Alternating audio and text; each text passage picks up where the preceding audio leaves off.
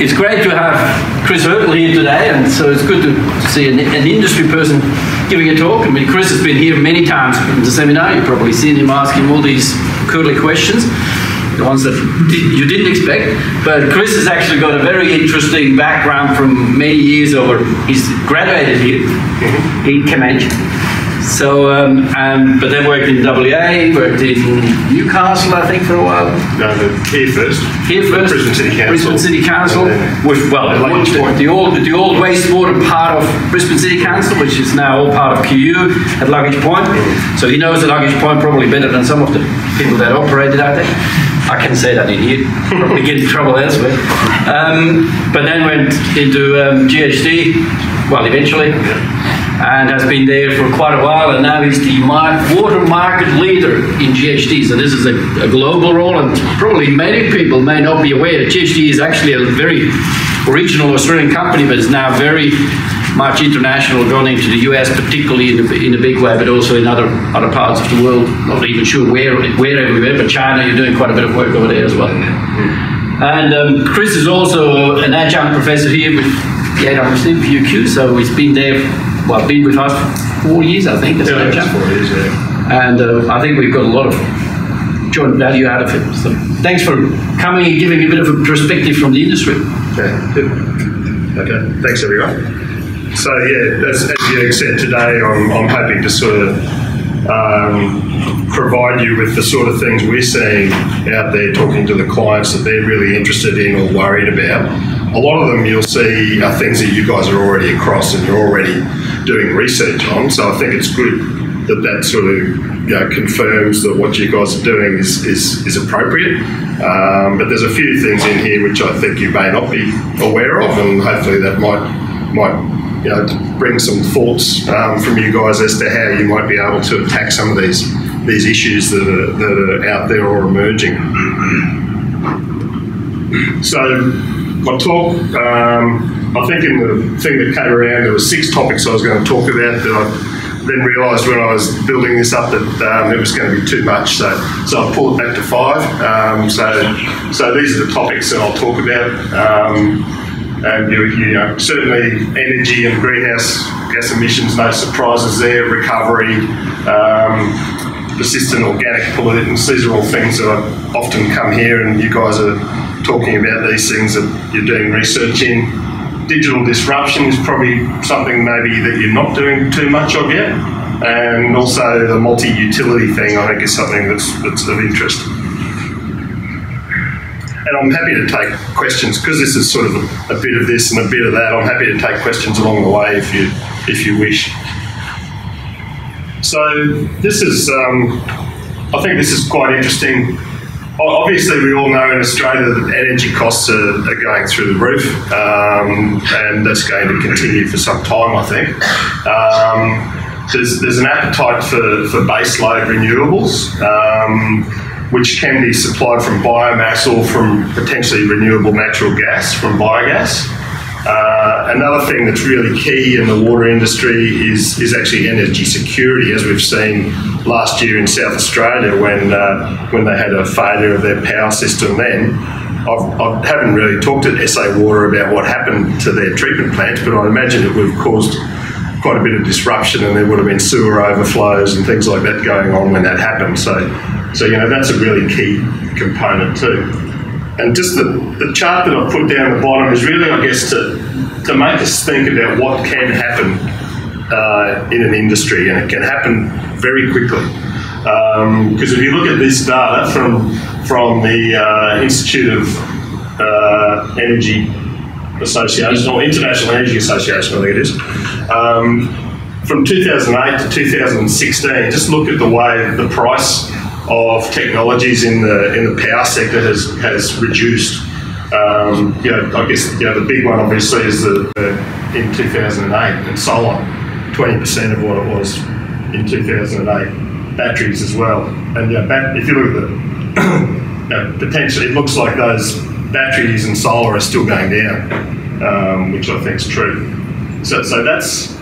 If you applied that to the water industry, you could say a similar thing might happen in the water sector.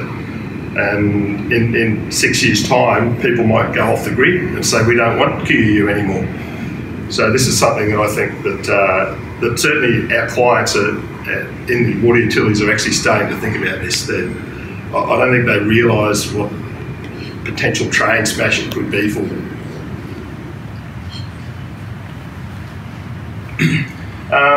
And so a few points, I guess, that are driving some change in the industry.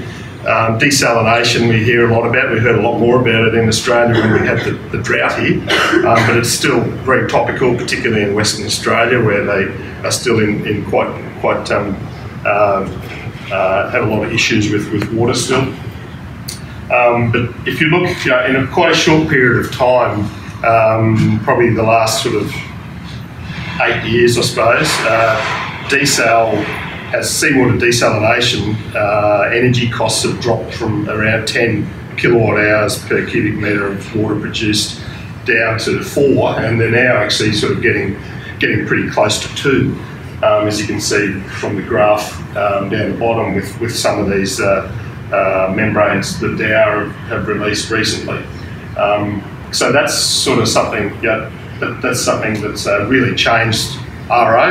Everyone sort of always talks about seawater RO as being a big energy consumer, but actually if you look at 2 kilowatt hours per cubic metre of water, a conventional drinking water treatment plant uses sort of roughly 1-ish, depending on where they are, and then there's obviously all the pumping to get it to people, and I've always said to people, if you have to pump water more than a couple hundred kilometres, that's equivalent to this. So seawater desal is actually not as energy intensive and bad as it's sort of often given the tag of. But how low can we go? Well, theoretically, you can really only go to about 1.3 kilowatt hours per cubic metre with the RO configurations the way they are now. But other things that are happening out there, and this could be one of those disruptors that could change things very rapidly, is graphene. I'm sure a lot of you have read about sort of graphene being used for a whole bunch of stuff. It's an amazing material, but to be used as part of a membrane treatment, it seems to have some very good efficiencies that are available there. The problem with it at the moment, it's worth about $10,000 a kilogram. However, we've been talking to some people who are actually based in Brisbane here, looking at building a facility to produce graphene, and they're saying they can make graphene for $10 a kilogram. So that would be a little bit of a change. I suppose it's just carbon as the raw material. Yeah, that's right. Yeah, but it's the way you make it. That's what's expensive, and they've found a very novel way to make it. So it'd be interesting to see how that comes out in the next couple of years. And also, maybe home systems, water and wastewater systems will become viable. And funny, just when I was waiting outside before the lecture, I was reading one of those things that I get on the email, and it was talking about one of the first small-scale water and wastewater treatment schemes for the household has just been released. So I didn't read the detail, but... How would that impact on the water recycling systems? Because they also use RO typically. Yeah. There's no limit of the 1.3 kilowatt hours because the salt is much less. Yeah, that's right. So I mean, these sort of things, if they come in, and depending on how they recycle completely, I mean, at the minimum, what it's going to do is reduce the amount of water that people might buy from QEU, the likes of QEU. And it'll reduce the amount of sewage that they put down the drain, probably, if they're recycling their shower water and whatever. So it'll have a pretty significant impact on the operations initially, and also how much revenue they get, which is probably the big one. But ultimately, if it was a complete water recycling and you end up just having a bucket full of stuff that you stick in your garbage tin, and recycle all the water, well then QEU is not needed anymore.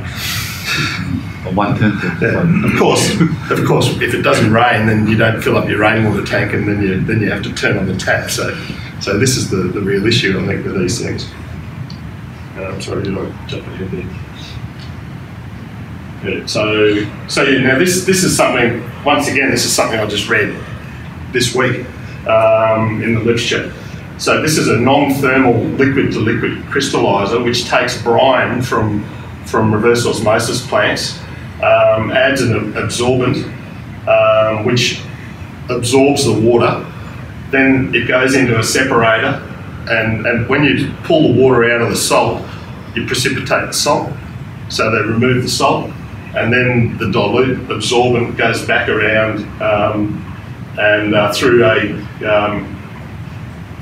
coalescer to recover the absorbent, and then the dilute regenerate then goes through NF, and you provide water and you recycle that regenerate. Now this is actually out of New Zealand, and they are just about to build I think a 20 cubic metre a day prototype facility.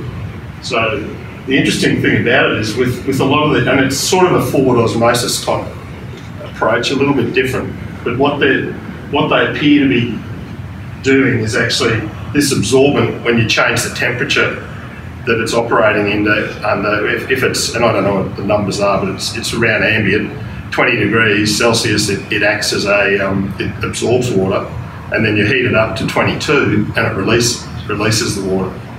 So it's got some pretty amazing properties. And, something like this could come up, the savings are phenomenal, because to take, at the moment, the only technologies that are reliable to recover more water from a brine is a thermal process, and you're looking at sort of many, I think 10, 20 bucks a cubic metre. They're talking about $2 a cubic metre in their costs. So these sort of things are out there, and potentially going to happen. I mean, we'll wait and see what happens with that one. It may not work when they do it at some sort of size. So what might this mean then if we've got cheaper desalination? Well, it's already happening, and this is a couple of projects that we've been involved in North America. In California, for the water replenishment district of California, we're doing one of these large Western corridor style water recycling facilities, and it's currently under construction. So it's taking secondary effluent, tertiary treatment through I think it's MF, RO and advanced oxidation, so very similar to what the Western Corridor scheme was. And they're actually using this to stop seawater infiltration, so it's being put down to stop infiltration from excessive groundwater removal in the LA basin. But in addition to that, obviously then someone down the track is pulling that out, so it's an indirect potable reuse as well. So that sort of thing is quite common in California now, and it's sort of almost become mainstream in many parts of the world. The next one was an interesting project that we've worked on up in Canada, and this was in the Upper York region, which is sort of a part of the Greater Toronto area, and it was there's a lot of growth in this particular region in Toronto.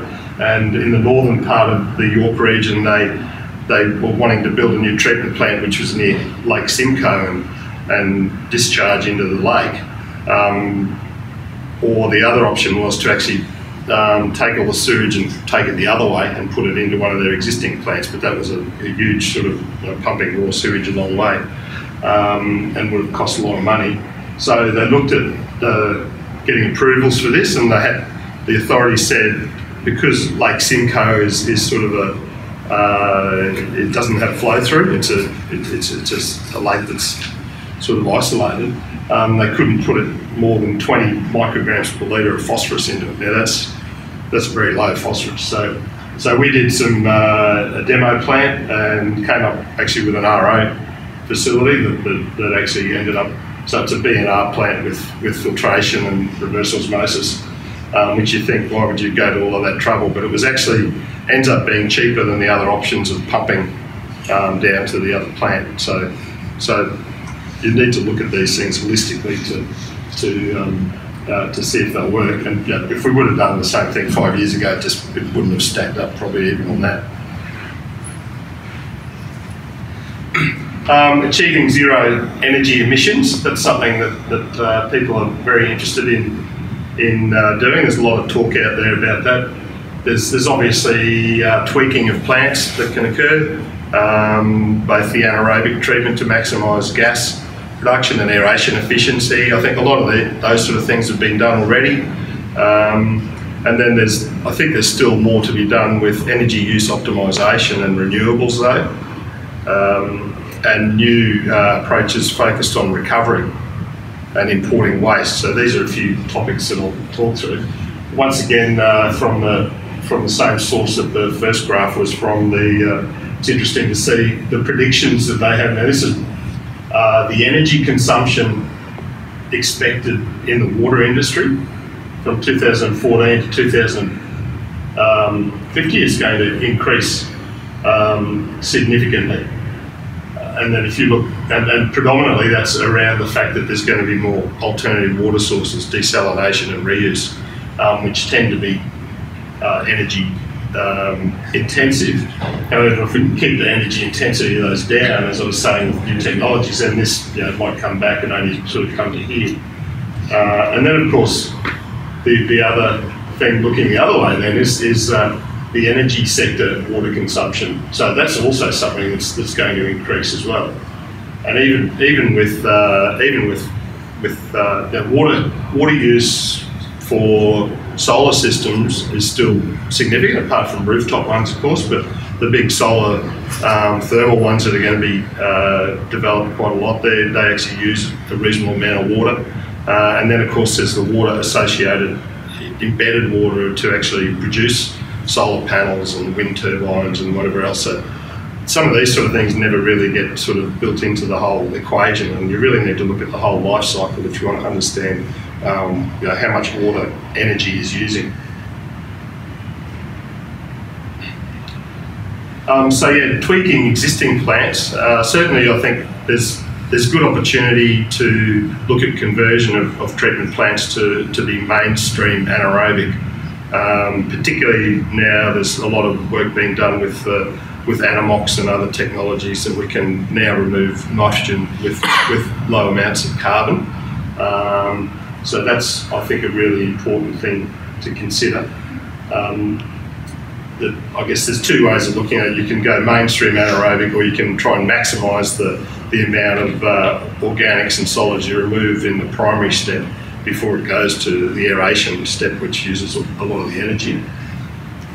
With existing facilities, aeration efficiency, I think most facilities are very aware that that's an issue, and there's actually not a lot of movement there. I think unless you're sort of completely turning it over and going to something like a membrane aerated bioreactor, I think the actual benefits you can find in aeration efficiency are not so important now. And this was sort of backed up by some work that Dave DeHaas did for the Benora Point down at Tweed a couple of years ago, where he found that there wasn't a lot of saving in the aeration side. That maybe because that was a plant that had really good aeration and very efficient to start with from the design. But the sort of savings that he could still find, though, were quite significant. You can look sort of, this is 4,000 megawatt hours per annum the plant was using. And you found sort of some things that could be done quite easily to bring it down to 3,000. That's a huge difference. And then push it a bit further and to come sort of probably to 2,800 or something.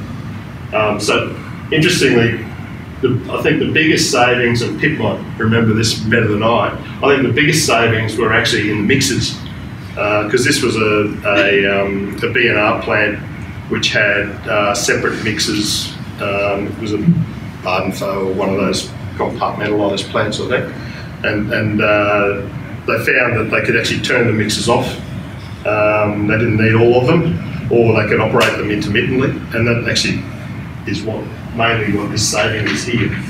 And then this next saving here was actually reducing the RAS rates, the return activated sludge rates. So just simple things, but you can see massive savings in energy.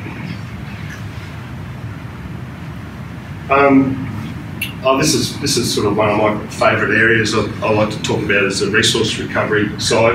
And just to put it in perspective, if you look at what's in wastewater, and this is just some rough numbers that I've done. Hopefully I've got the calcs sorted. I didn't get someone to check them for me. That's right.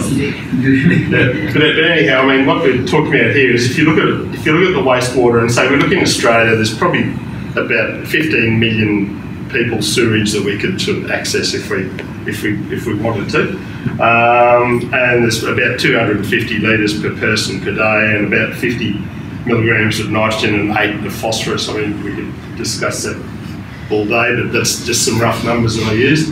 And if you look at the value of what's there, and the value of the water is orders of magnitude more than the value of the energy that you could get from methane, or recovering the nitrogen and phosphorus. It's just, it really does say, look, recover the water.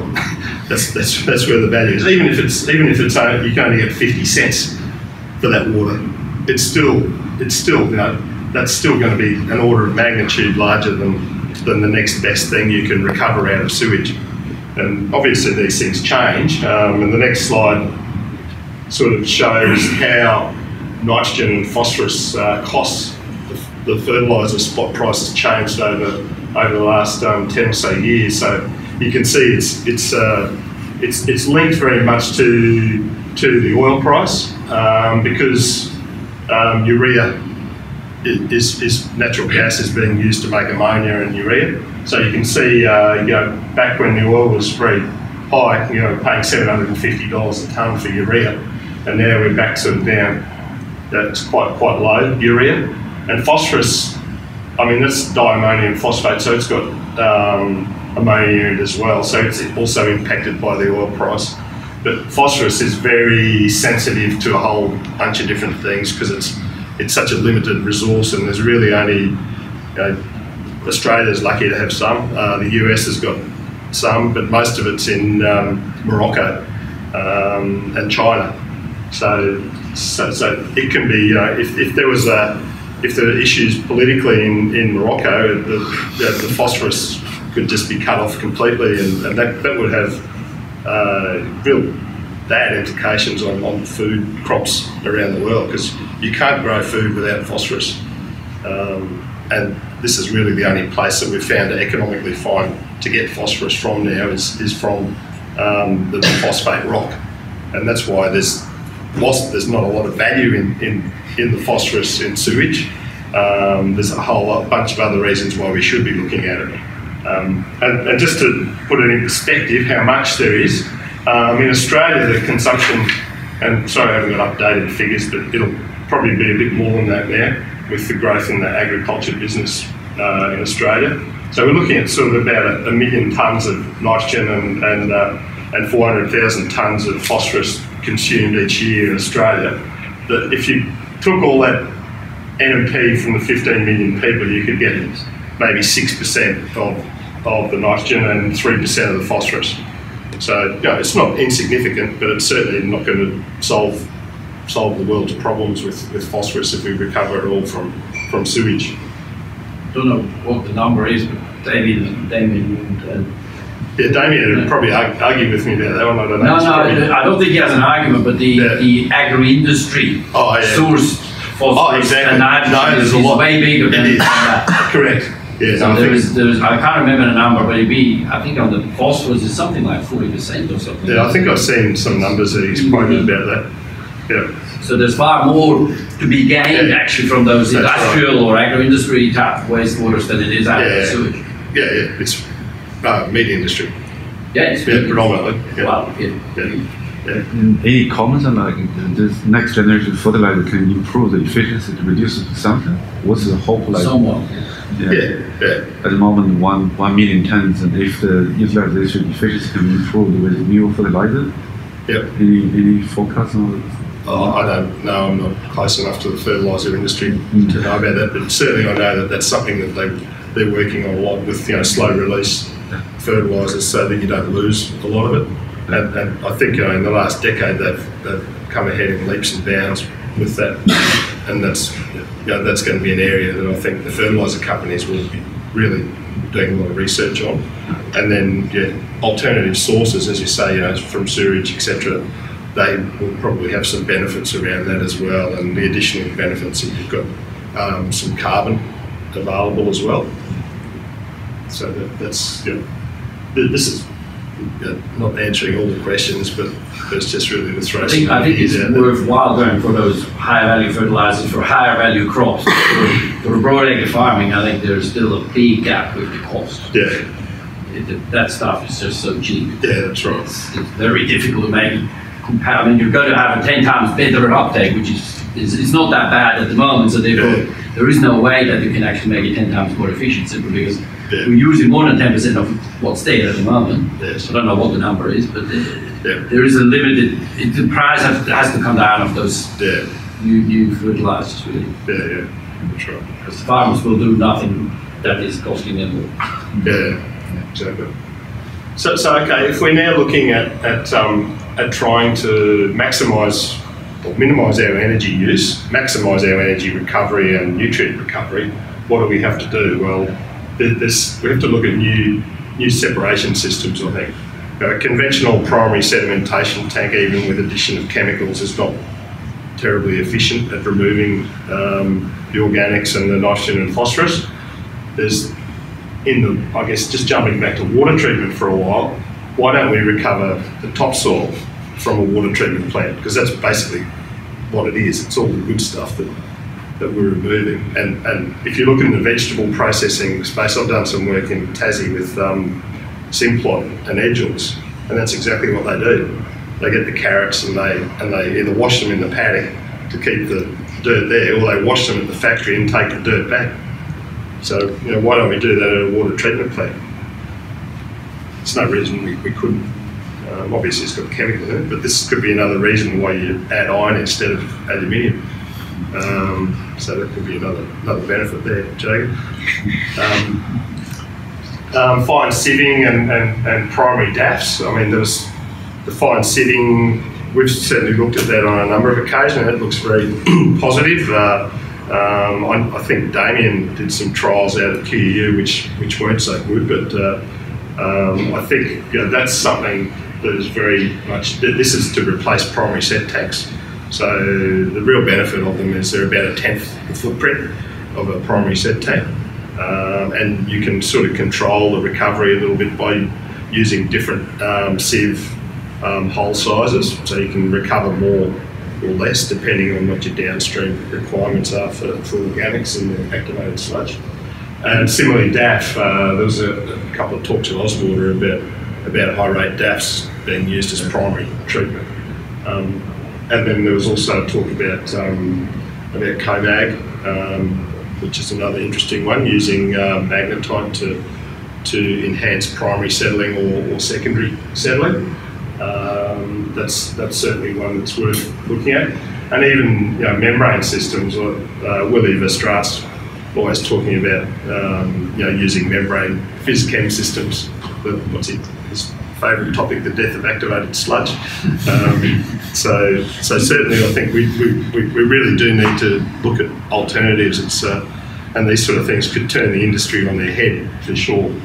But with new ceramic and graphene, potentially membrane systems, that could change the whole economics of these systems. And then on top of that, there's a lot of work being done with selective ion exchange as well. So you can recover the nitrogen, the phosphorus, potassium, whatever you want, if you've got a selective ion exchange. So if you've got value there that you want, why not look at it? It could be a new market. And so then back to that cost-effective off-grid water and wastewater treatment that I talked about earlier. That could certainly be something. Did you look at the cellulose recovery that's being pushed in Europe quite a bit? And they go on full scale now. That's the fine sieving. Yeah. Is that worthwhile in our sort of cost climate? Well, to recover it as something that you can digest, But I don't know, in Europe, they're not looking at doing anything else with it, are they? No, they're not. Digestion is too low value. Yeah, all their energy is so low value. Treatment. So now I think they're using it as additives into asphalt and whatever, like road building and all sorts of low value applications, but they're much more valuable than turning it into biogas. Yeah, okay. And it's a lot cheaper to do that as well, because you just collect it and then you add it, as opposed to after digestion. Yeah. Well, I think the opportunities might be more in the thermal approaches as well, because if you can recover a lot of that, you can probably dewater it pretty well. So then all of a sudden thermal options, and I'll talk a bit later about a particular thermal option that I'm pretty excited about. It looks like it's got some real benefits. So I won't talk a lot about anaerobic digestion, because that's something that there's a lot going on at AWMC, but I just really wanted to sort of mention that that's definitely something that our clients are really going for at the moment. Upgrading their digesters, potentially looking at putting in new digesters, alternative digestion approaches, looking at co-digestion. So all of those sorts of things are high on the agenda of most water utilities globally at the moment. But from our experience with handling other wastes apart from sewage, there's a few tricks and things you need to be aware of. Obviously, plant location is important, because if your plant's a long way from where the source material is, then transportation just blows the costs out, and it's not going to be effective. Moving solid waste around by truck is an expensive thing, and in most of our experience with biosolids management, that's usually the highest cost, operating cost of biosolids management is actually the transportation. Organisational buy-in, I mean, if you don't have the utility interested in doing this, then it's going to fail for sure. Before you start looking at co-digestion, you've got to obviously have a good digester that's stable and not full of other things that shouldn't be in there, and you've got to have some opportunity there. You're moving into a whole different market if you start to say, we'll start to take waste from from an abattoir or whatever, because already there's going to be Cleanaway or one of those people in there carting that waste, and they're getting good money just to cart it and stick it in a hole, and then they're not going to be too happy about someone coming along and trying to take it from them. So you're in a commercial market there, and they'll drop their price, and potentially then you won't have the waste anymore. They'll send it to someone else. So that's something you've got to be aware of when you try to get into this. And the waste game is not as collegiate as the water game. Obviously, the feedstock characterisation is important, and that's something that AWMC is all over. You guys are really good at doing that, and making sure that what you're dosing with co-digestion, you're not overloading the digesters in some way, particularly with too much nitrogen or phosphorus that's going to cause inhibition or toxicity issues. And then the gas quality, whatever quality gas you get will in some way drive what you use the gas for, because if you have to do a lot of extensive cleanup on the gas, it starts to make things not economic. And the one area where I've seen the most issues is people not spending enough money and time looking at the design and operation of the unloading, pre-treatment, storage, mixing and drainage. If you don't get that right, then nothing downstream is going to work. And also, I think it's time when we're looking now at alternative sources to look at different types of digestion. The CSTR type digesters are really the most inefficient digesters that you can have from a regard of actually recovering the most energy or providing the best pathogen kill. And plug flow or mixed plug flow systems are, I think, far better. And another thing that's interesting, I can recall when I first started working back in the 80s, that everyone had incinerators in their houses. They were everywhere, and everyone used to stick all their food waste down the drain and munch them up and off it and go. And then they got banned in Australia because they cause too much problem with blockage in sewers and things like that. A bit like now we've got with these flushable wipes causing all sorts of problems. But interestingly enough, it seems to be back on the agenda again in separators, and certainly I know in Europe it's practiced quite a bit in some areas, but here in Australia, I know a lot of the water utilities are starting to maybe consider that.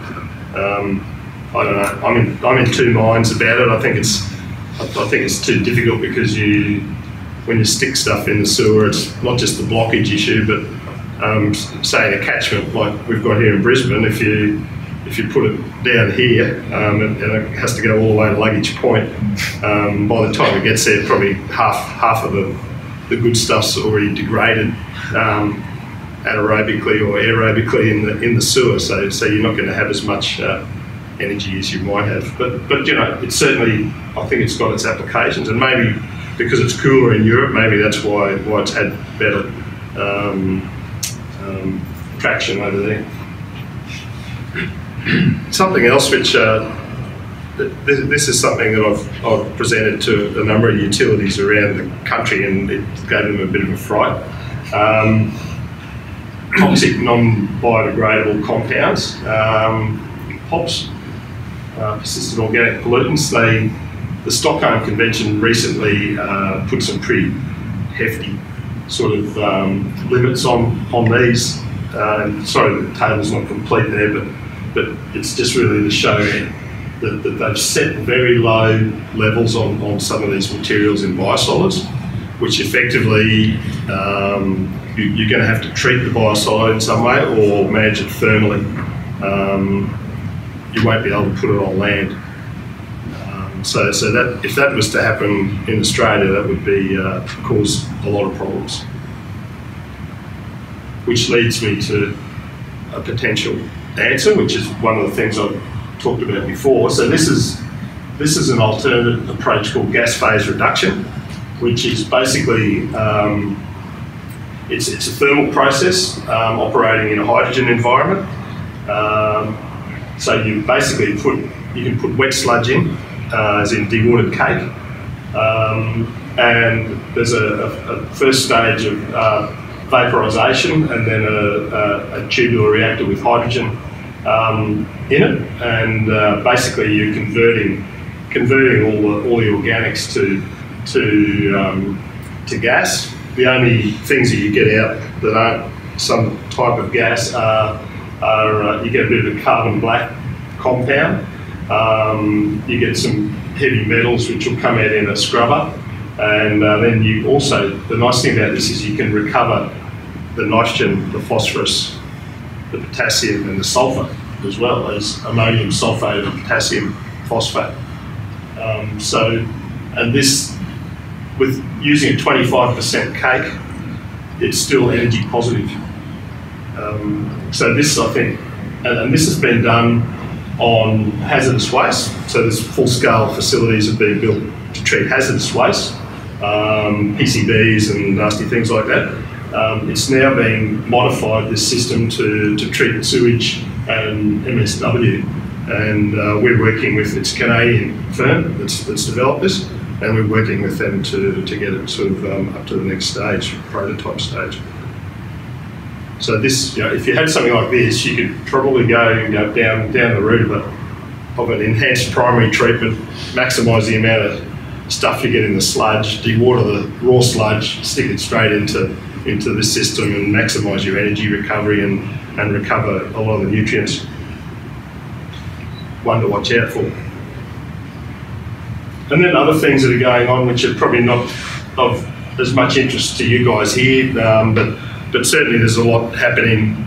Most water and wastewater treatment facilities have a lot of land, so there's opportunity to put in solar systems and wind systems. So there's been a lot of, in the US we've done a few of these systems, wind and solar.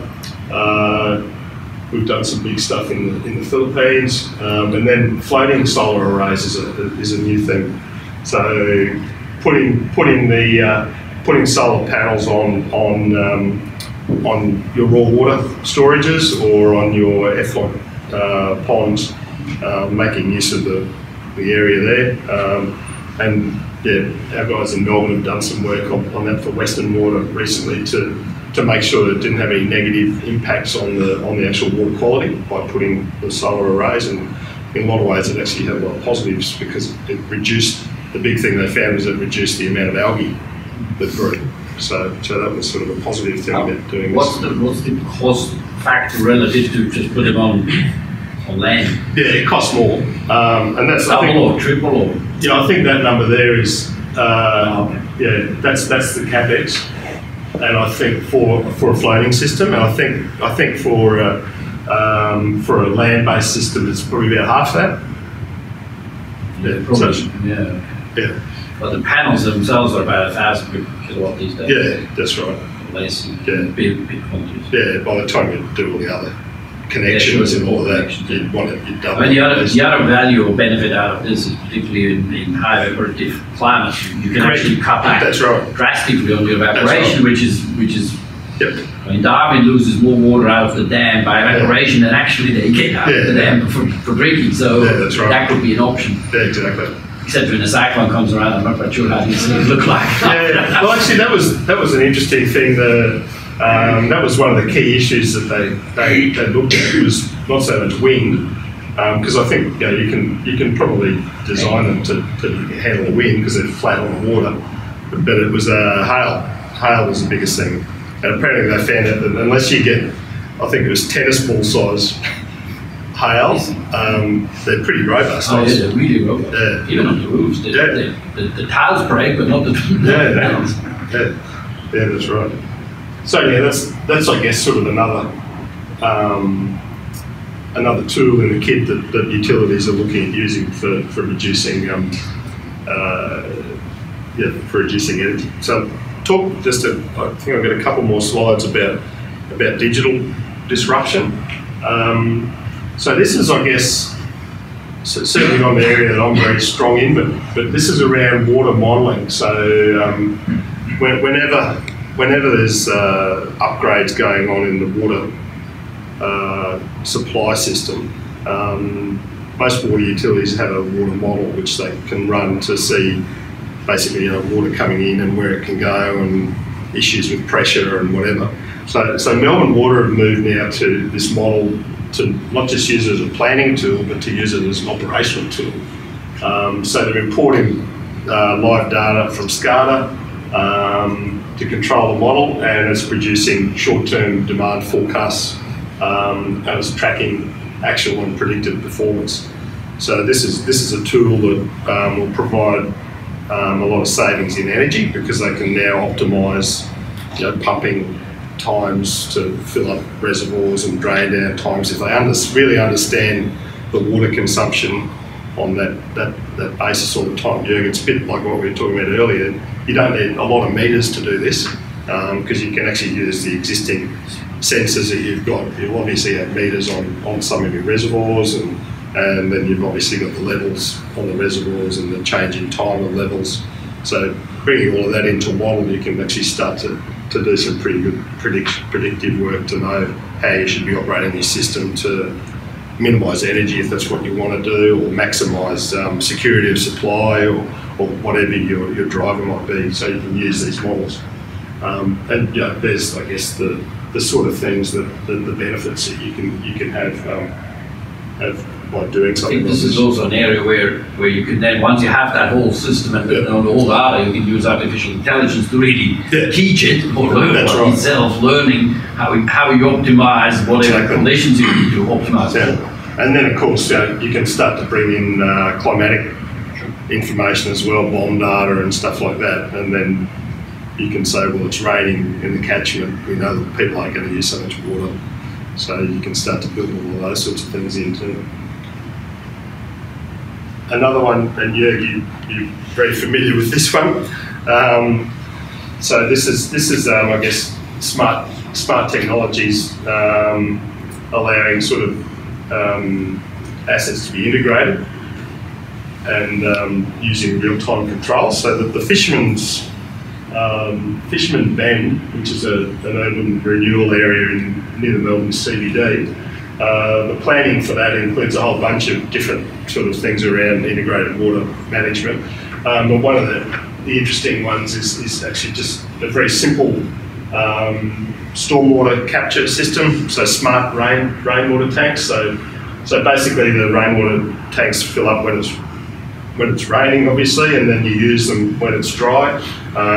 If there's a big storm coming or something, you can drain down the tanks before the storm comes to give you some flood attenuation, because particularly in a new urban renewal area where there's an area where it's all low level development at the moment, you're going to put all these high rises in with lots of people and lots of impervious areas, you're going to get a lot more water collected, and then Melbourne in particular has a lot of problems with localised flooding during rain, and it doesn't take much rain to get the roads flooded around the CBD of Melbourne.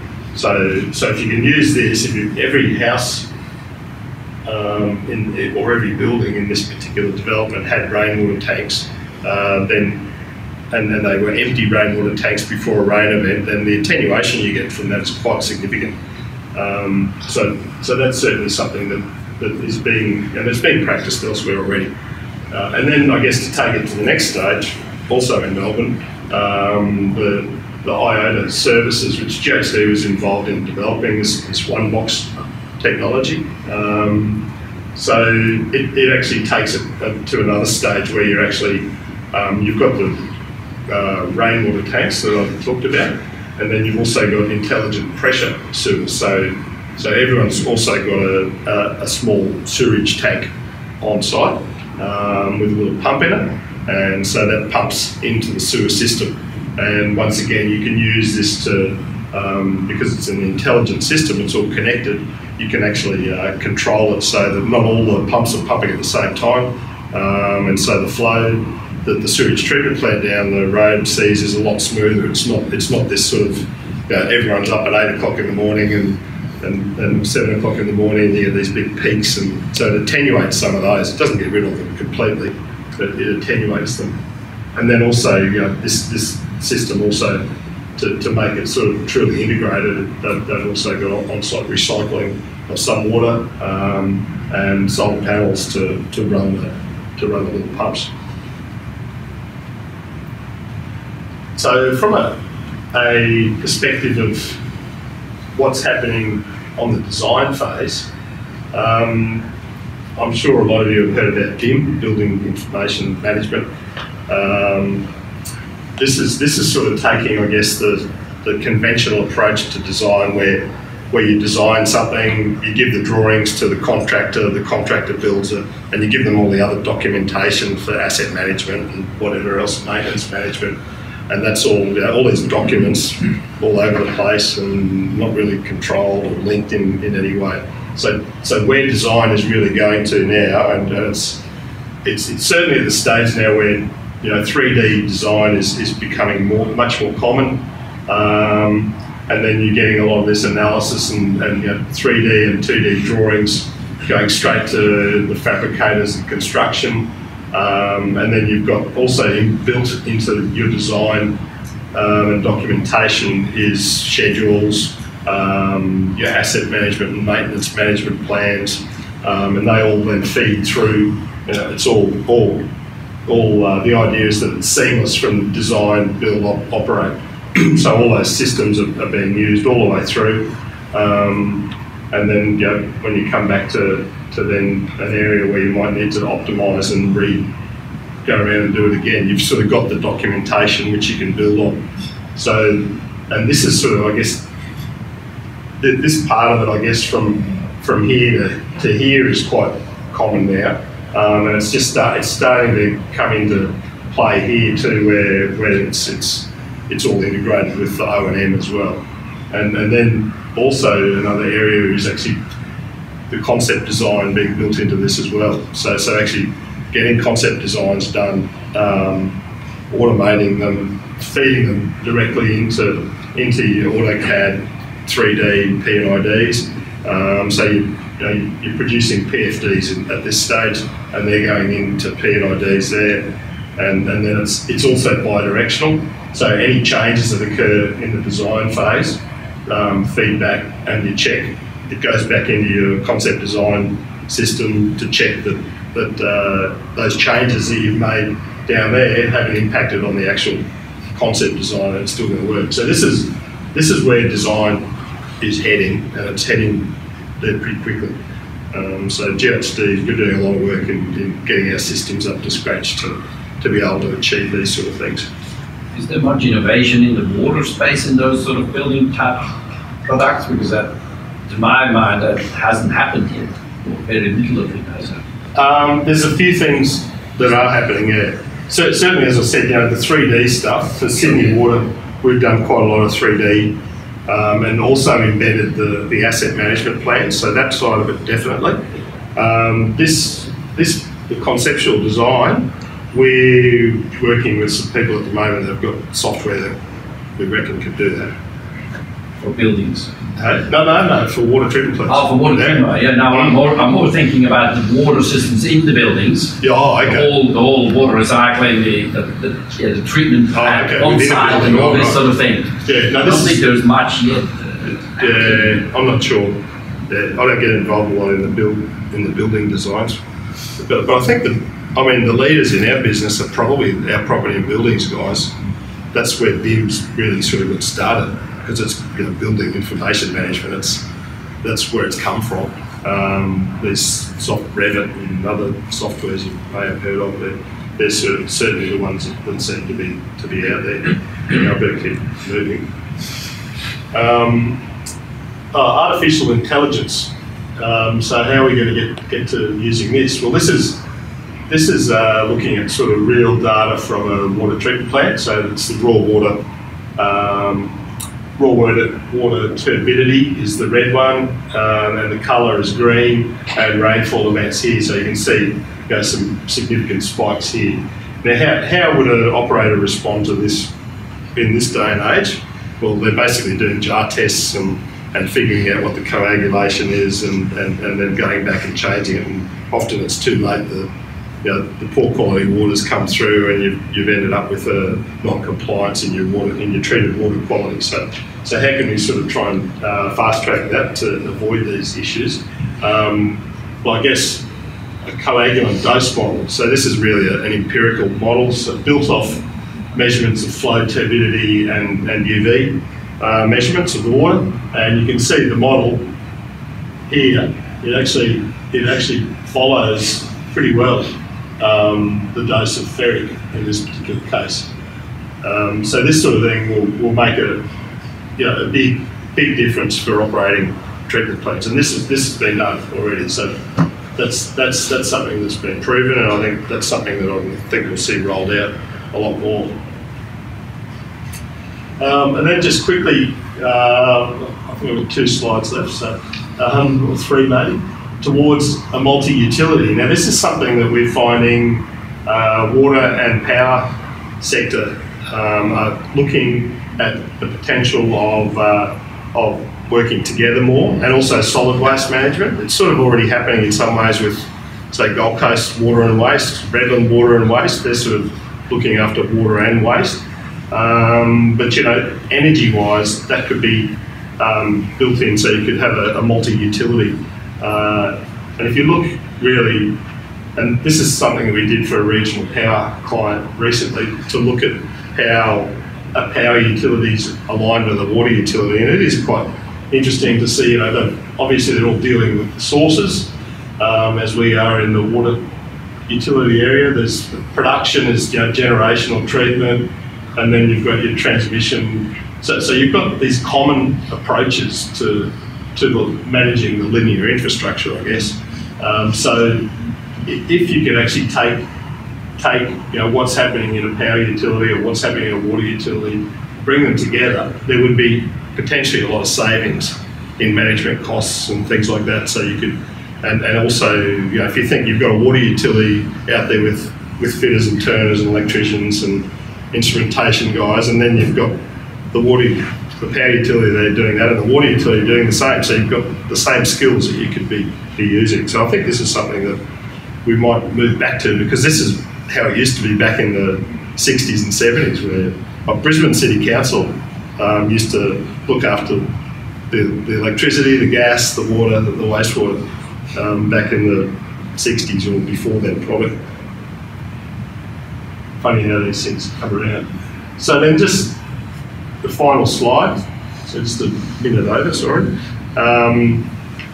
was how can you guys fit into this? And I thought I'd use that approach there. So at the front end, this is, I think, really the key area where R&D organisations can add the most value. And that's, I guess, in some ways that's what you guys are doing with QU at the moment. But then also, I think, as we sort of then JXD goes through design, then I think there's another area here where I think R&D can come in as well with developments of software and tools and things that we want to have. And then, of course, you move through contractors and designers get involved here. R&D could also get involved here with development of programs. And then at the back end, then of course you get the designers and the R&D involved again as you're looking at renovation and upgrades, etc., troubleshooting.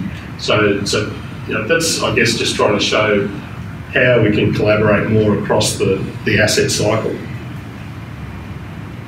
That's it. Thanks very much.